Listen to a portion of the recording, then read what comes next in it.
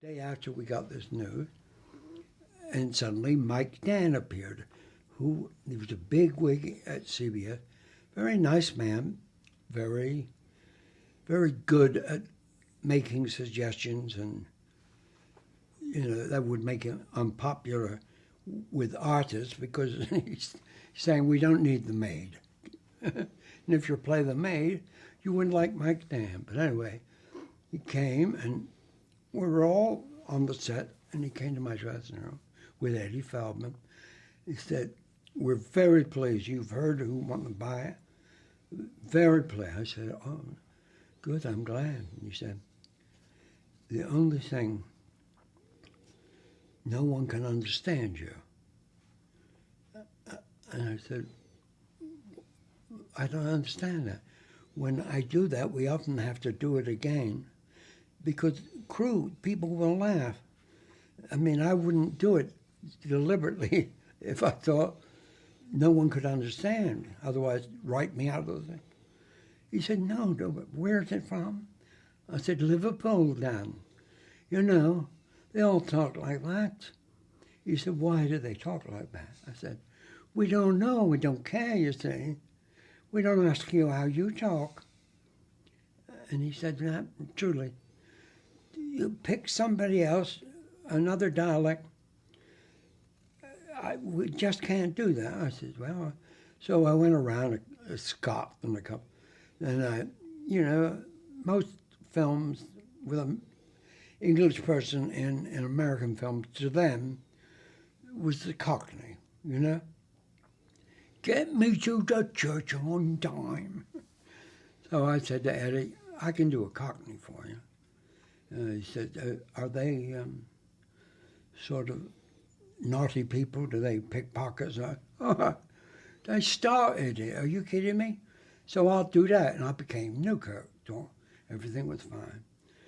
We went on the air, and we had quite a lot of controversy. Stan Freberg did our commercials.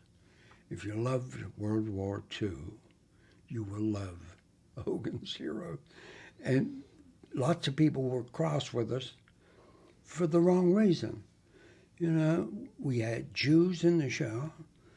Robert Clary came from Dachau. And he wouldn't do something that was making light of our conscience. This was a POW camp, So the moment that people saw it, that all fell out. But Newkirk went out as a Cockney, and we're in New York, and a couple of things we're nominated for. And somebody said to me, "Do you want to go to the movies tonight?" And I said, "I don't know." He said, "Oh, there's a great thing from England you'd like." I said, "Oh, well, it was called The Classic, a little art house." And we went there in a cab, and I'm not kidding, maybe 20 blocks, the line. So when we saw it, we knew we'd never get in. In line, never saw anything like it. And it said, "Hard Day's Night."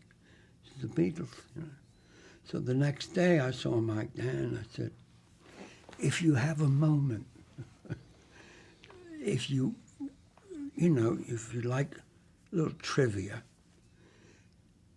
there's a movie playing uptown where they used remember the accent nobody could understand?" He said, "Oh, yeah, the louse thing?"